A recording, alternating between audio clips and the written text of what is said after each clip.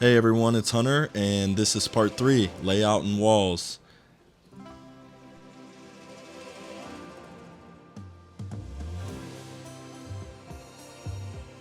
We've reviewed the plans, everything is good, so we're going to go ahead with step 1.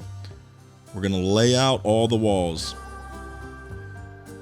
So the guys are going ahead and marking the reference marks from the plan with a chalk box and a tape measure, and they're laying out every place that there will be a wall. So the goal is here to have the perfect form of the house drawn out onto your floor. Then you take all of your framing lumber, plate stock as we would call it, and you go around that entire perimeter, marking your base plates and your top plates. So the guys are going around checking all the lumber for coals, crowning it, placing it properly, and stacking it on top of each other. Because theory is, if your house is this way, when you raise that wall, it can only fit in the confines of which you built it. It's an easier way to keep everything square and level and true all the way up. This is a smaller home, but in larger homes this is a critical step, as a variance of 1/4 inch could grow drastically over 3 stories. So everybody's taking care here, and how we do one thing is how we do anything. So even on this smaller house, we're making sure we're within a 1/16 inch on every single thing. So you're using smaller nails here. I learned this from Alex, Philly's brother. He uses smaller nails so that when it comes time to lift up his plates, he can just pop them right off with no fuss, no hassle, no breaking the wood. So as this moves along, everybody's just being patient.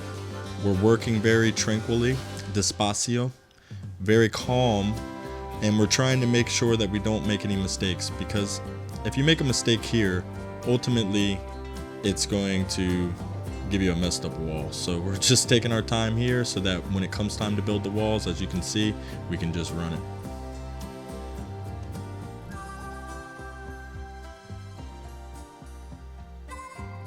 Okay, and then on to step 2. We're going to mark the plate and lay out our studs. This is another critical step. Because your house is going to be sheeted with plywood, and ultimately the inside of your walls are going to be sheetrocked, all of this comes in 8-foot portions. So it's important that you make all your stud layout throughout your house consistently 16 inches on center, unless otherwise specified in the plans. This specific house has a 12-inch on center wall, which we will address later, but specifically we're making sure all of our 16 on centers are perfect, because it's ultimately going to make it easier for us to lay our plywood and our sheetrock down the road. This is a critical step, often overlooked, but it's a key detail in a cohesive, clean project. So all the studs should be the same throughout the entire house, from left to right and top to bottom, and they're going to stack out on top of each other. So we're going to go ahead with step 3 now that we've taken all the time to do our mark and our layout right. And as you can see, we're moving fast as lightning. This is in real time, y'all. This is not sped up, I swear.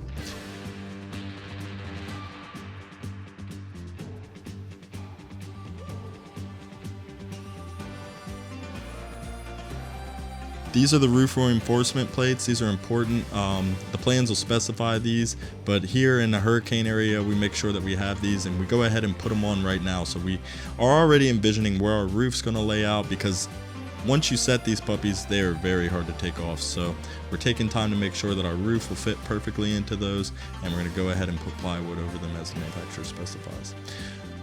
And going ahead, this is all of our shear blocking. Again, this will be spec'd in your plans, and these little blocks, what they are is for the seams where the plywood meets each other. So you nail the plywood both on the stud and on the seams, and that again will be specified in your plans, and it varies, but on average here in the Outer Banks you can be anywhere from 8 to 10, maybe even 12 in the field, and on the perimeter 4 inches maximum, 2 to 4 inches. So Philly's going ahead here and cutting out the windows. It gives a nice clean rough opening for us later. Again, you have to see it all the way through, and right here this window opening is a critical detail. It's going to make it easier for the guys to come in and put the windows in later videos. So then we go ahead and place all of our plywood and take an special attention to detail to make sure that we nail everything flush to the plywood with the specified nail at the specified schedule. That's very important as we're in a high wind zone here. And so the guys have taken the care to do that. We've chalk lined everything to make sure it's perfect, no shiners, and up and away. Even got me off the camera. Whoop. And I think we're gonna get it. Right here we have our braces already pre-nailed off. That's gonna make it easier for us once we get this heavy wall up for somebody to run and grab the nail gun and brace it real quick, nice and level. On to the next.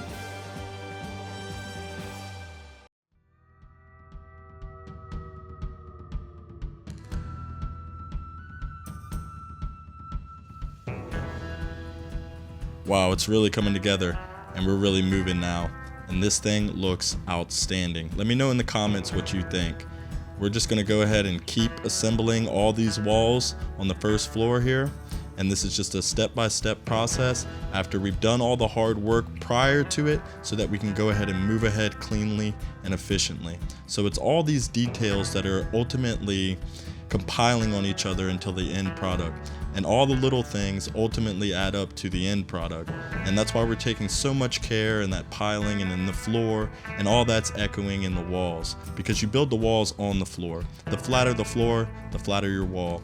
So all these details we're taking a lot of attention to, especially on this smaller home, because we want to make sure that we have all these systems in place when we do a larger project. So here Alex is. Go ahead and nail the bottom plate. That's going to keep it from toppling over once they lift it up. And Cheche's just moving all that lumber. We're really thankful for his hard work here. And then Lecho's laying it out and Philly's nailing it off. So the systems are important. Each man has a role. Everybody knows their position. And that's allowing this to operate at maximum efficiency here.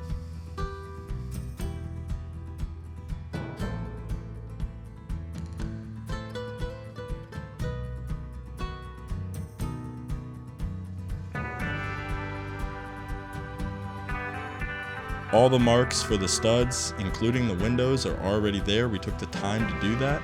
So it's just like a Lego set at this point. We're putting everything together with the proper nail schedule and just nailing it all together and raising it up. Hey, this is part 3 and we're gonna get ready to go on to part 4. If you've been watching this series so far, leave me a comment. Let me know what you think about everything that you see here. We're taking a lot of care to make these videos for you guys, and we appreciate if you're out there watching. Again, my name is Hunter, and we've been running this general contracting company here for over 4 years, and we've been doing construction as a whole in coastal Carolina for about 10 or more. So we're really thankful for all of our past customers and future alike. If you're interested in doing any projects here in Dare County, and that is including all the way from Ocracoke up to Nags Head, King Hawk, Kill Devil Hills, please reach out to me, Hunter, at modernbuilderobx.com. That's my email address. And if you visit our website, modernbuilderobx.com, you can get a hold of me by phone. Me and Olivia are looking forward to hearing from you. Stay tuned for the next video. Like and subscribe.